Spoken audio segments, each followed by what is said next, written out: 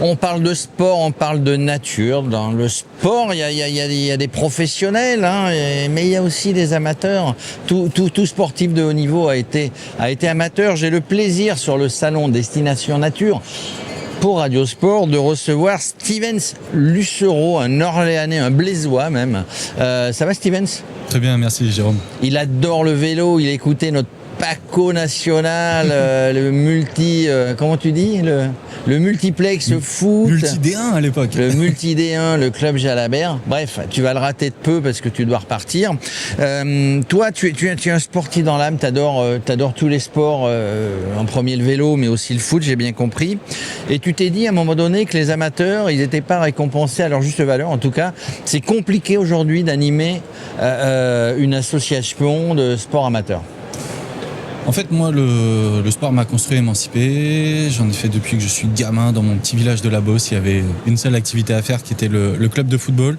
Et j'ai grandi avec ça. Rapidement, ça m'a permis d'aller à la ville. J'ai fait sport-études à partir de la 4e. Donc, j'ai quitté mon foyer à partir de 12-13 ans. Et ça m'a permis de rencontrer d'autres personnes, de créer des contacts. Donc, rapidement, j'ai voulu redonner en étant éducateur à partir de l'âge de 17 ans. Et à ce moment-là, je me suis rendu compte de toute la difficulté qu'il pouvait y avoir pour les associations sportives de vivre. Alors que moi, je me sens construit et émancipé par le sport amateur. Et je me suis dit que forcément, il y avait des choses à faire. J'étais prédestiné à devenir professeur de PS. Je suivais cette formation-là. Steps, comme on dit. Steps, exactement. Steps. Éducation et motricité. Donc là, c'est vraiment la filière éducateur ou professeur. Mais je crois que je me disais que je pouvais peut-être agir autrement et plus pour les associations sportives, ce qui me semblait plus concrète pour l'émancipation par le sport. Et je me dis, mais si je rassemble la visibilité des jeunes que j'encadre, donc mon équipe U11-3, départementale 3 du Loiret, mais aussi celle d'en face et celle d'en face et celle d'en face, moi je vois bien que tous les parents ils étaient à fond et qu'on est 16 millions de licenciés en France et que c'était un potentiel de communication incroyable pour les marques. Et donc j'en parle à un papa d'un gamin que j'encadre sur le bord là, et qui est déjà chef d'entreprise et qui travaille déjà avec des entreprises grands comptes. Et tout de suite ça a matché pour lui. Donc la magie du sport. Je me suis retrouvé à m'associer avec une personne qui avait 2 fois mon âge, à 1000 fois mon expérience et à se lancer dans l'aventure All Sponsored, permettre aux marques de communiquer facilement par le biais des sportifs amateurs. Donc une vraie complémentarité. Tu as créé, c'est difficile à dire quand on n'a pas l'accent anglais, All Sponsored, il y a tout dedans, hein. C'est de dire il faut que les clubs amateurs bénéficient d'une manière ou d'une autre d'aide financière, parce qu'autrement le président il peut rien faire, les bénévoles il faut encadrer, il faut avoir des éducateurs, tout ça coûte des sous, et si on n'a pas cet argent là, et alors le constat c'est ça, le constat de départ, mais tu te dis on peut trouver, et c'est un concours de circonstances, on peut trouver de l'argent pour les associations. Oui, parce que moi je vois bien qui sont les sponsors de mon club préféré, le Paris Saint-Germain, des grosses marques internationales ou nationales, et je vois bien qui sont les sponsors de mon petit club, des petites TPE, PME. Mais quand je regarde les grandes marques nationales ou internationales, comment elles font du chiffre d'affaires? Grâce à des points de vente qui sont où? Partout sur le territoire, où ils communiquent sur des valeurs de proximité, d'être proches de leurs clients, du local, mais qui sont les mieux placés dans l'écosystème du sport pour faire rayonner ces valeurs-là, nos associations sportives. Sauf que comme il n'y a pas de trait d'union pour ces grandes marques d'aller sur le sport amateur, malheureusement, ils ne peuvent pas y aller. Et donc, il faut des acteurs comme nous qui sont capables de les rapprocher du terrain. Alors, des traits d'union, tu as dit, hein, c'est un mot qui est magique. Tu mets en relation les gens. Alors, dans ce que tu m'expliques, on peut trouver, pour une association locale, on va dire à Blois, puisque tu parles de Blois, qui a été en 2e division à l'époque en foot. À l'époque, moi j'ai vu un match de Coupe de France à Versailles, c'était Blois-Poissy, alors ça remonte, mais Blois joue en rouge et blanc de mémoire. Rouge et jaune maintenant. Rouge et jaune maintenant. Alors, on part du principe, il y a des acteurs locaux qui peuvent aider, mais il y a aussi, et c'est ça qui est important dans ce que tu nous dis, on a des marques, des grandes marques nationales qui n'attendent que ça, entre guillemets, d'être mis en relation avec des sportifs amateurs qui sont des utilisateurs de ces marques, qui sont donc il y a une vraie réalité, c'est-à-dire qu'on peut faire du commercial, on peut faire de la communication localement avec des grandes marques nationales ou internationales. Exactement, et puis il ne faut pas oublier la partie interne. Les collaborateurs de ces marques-là, Ils travaillent, mais ils sont où le week-end? Ils accompagnent leurs enfants ou dans les associations sportives. Imaginez la fierté pour un collaborateur de pouvoir avoir un petit budget pour sponsoriser l'équipe de son gamin ou même sa propre équipe. Parce que La Ligue des Champions, les jeux nous font rêver. Mais ce qui nous importe vraiment au fond de nous, c'est notre match à nous du week-end, oui. Ce sont nos entraînements, c'est d'avoir les meilleures dispositions et c'est ça qui nous marque, d'autant plus que le sport professionnel. La Régionale 3, hein, c'est ça, hein. La Régionale 3, sur un terrain cabossé avec des taupinières, on se croirait à Sonchamp ou je sais plus où dans les Yvelines, chez notre ami Étienne Bonamy. Ça existe depuis combien de temps ? On a fondé l'entreprise en 2019, elle vient de fêter ses 7 ans. 7 ans, et vous grossissez, vous travaillez sur toute la France, hein. Tu es sorti un petit peu de ton département. Ah carrément, on est parti avec 1 000 €.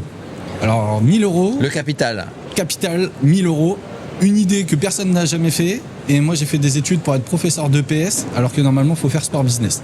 Donc vous voyez, on est parti avec beaucoup d'arguments qui ont bien rassuré les banques, mais des fois, je crois qu'il ne faut pas que rassurer les banques, il faut trouver des clients. Et on a trouvé rapidement des clients et on a toujours une croissance par nos moyens. On n'a pas touché à l'actionnariat. Les jeux nous ont permis aussi de faire évoluer nos métiers, toujours en utilisant la puissance des sportifs amateurs vers de l'événementiel. Puis vous savez, il y a beaucoup de réseaux d'affaires qui existent partout en France où les entrepreneurs ont besoin de réseauter. Et je me suis rappelé de l'histoire avec Arnaud, le chef d'entreprise qui m'a écouté parce qu'on était dans le même club.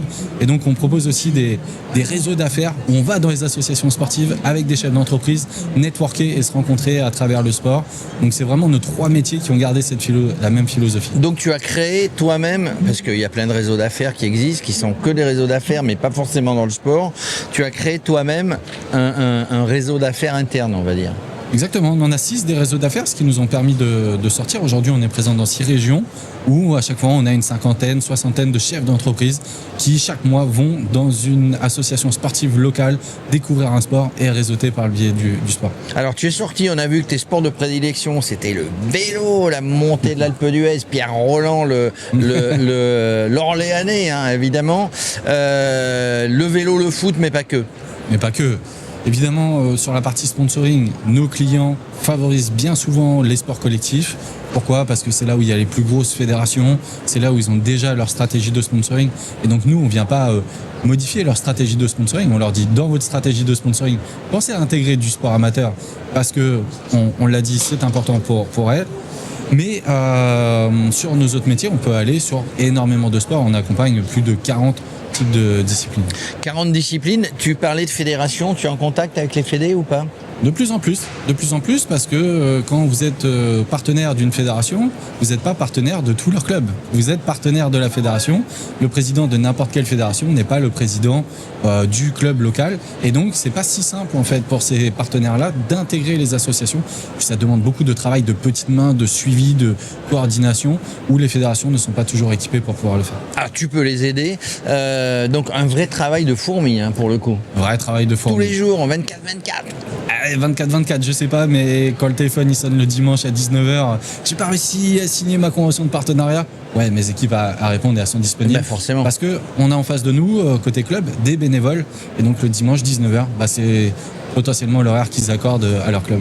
Et il n'y a pas que le PSG, tu parlais tout à l'heure qui était un fanat du PSG, beau match. Hein, ils nous ont fait peur à un moment donné, moi j'étais au stade. C'est bien, ton bâton de pèlerin, tu vas voir comment ça marche, tu vas voir les clubs ou maintenant vous avez une notoriété qui fait que on vient vous chercher un petit peu. En fait, sur la partie sponsoring, notre manière de fonctionner est de toujours entrer par la marque. On arrête de demander aux associations de quoi elles ont besoin, on demande à la marque, vous, de quoi vous avez besoin pour aller sur le sport amateur. Et vous, où vous voulez aller et pourquoi vous voulez aller. Et donc quand on contacte un club, ça veut dire que le partenaire, il est sûr de vouloir s'engager avec ce club-là pour pas lui faire perdre de temps. Et après, forcément, quand vous posez la question aux bénévoles, je vous propose d'obtenir ce partenaire-là. Est-ce que vous êtes d'accord ? Moi, je veux pas d'argent. J'en ai vu, hein.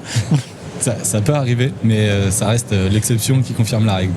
Bon, c'est un nouveau métier, ça n'existait pas, il n'y a pas de concurrence ou presque.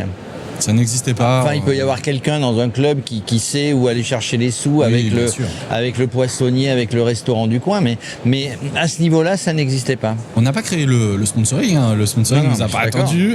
Par contre, la manière de l'administrer pour le sport amateur, c'est une vraie création, une vraie innovation de service qui n'existait pas. Et je redis, et je le redirai toujours évidemment, il faut faire la part belle aux amateurs qui manquent de moyens de toute manière. Les mairies, les régions, les départements ont de plus en plus de mal à sortir des sous. Donc il faut aller chercher les sous ailleurs. Et je le redis, Teddy Riner, tiens, on parlait tout à l'heure de lui, quand il avait 15 ans, il était dans un club amateur, et puis il finira dans un club amateur. Tous les footeux qui sont là aujourd'hui sur les terrains, qui gagnent des millions, ils étaient amateurs et ils redeviendront peut-être amateurs. Tiens, il y en a un qui a joué en équipe de France, il est amateur dans le club de ma ville à côté d'Aix-en-Provence. Jérémy Mathieu, ça te parle? Carrément. Il a joué à Barcelone, il a joué à je sais plus où, dans des très grands clubs. Mais aujourd'hui, il joue dans un petit club local pour s'amuser en Régional 1 ou en DHR. Voilà, on a besoin d'aide chez les clubs amateurs. Si vous êtes, il va conclure, hein, mais si vous êtes un amateur, un club amateur, vous avez envie de trouver pour aller plus loin, pour encadrer les enfants, pour les aider à faire du sport, bah voilà, vous l'avez all sponsored, hein, je l'ai bien dit, hein, all sponsored avec Steven Lussereau. Merci Steven, tu avais quelque chose à rajouter? Oui, je voulais juste parler 2 mots sur le digital. Je crois que c'est une chance incroyable pour faciliter le travail des marques. Combien de fois j'ai entendu le sponsoring du sport amateur, ça rapporte pas, l'émotion, on s'en moque, il n'y a pas de ROI, c'est ingérable. Sauf qu'aujourd'hui, avec tous les outils digitaux, c'est possible. On a un outil qui s'appelle le vestiaire. Écoutez bien, Jérôme, notre vestiaire, il est capable de scroller les réseaux sociaux des clubs et de regarder si les marques elles sont bien affichées et nos clubs deviennent des micro-influenceurs locaux. Bah c'est génial, hein. Vous voyez, et les jeunes, t'as quel âge? J'ai 32 ans. 32 ans, c'est encore un jeune. Hein. Un entrepreneur, ils ont envie, avec son équipe, il a monté, il est parti de rien, de 1000 balles, avec un père de joueurs, de gamins qui étaient dans son club. Et aujourd'hui, bah voilà, je vais pas dire qu'ils sont incontournables, mais si vous avez besoin dans le club amateur, vous le trouvez, hein, vous trouverez sur notre site Radio Sport, vous trouverez les coordonnées, vous pourrez l'appeler de notre part. Il est souriant, il est entrepreneur, il est jeune. Merci Stevens. Merci Jérôme.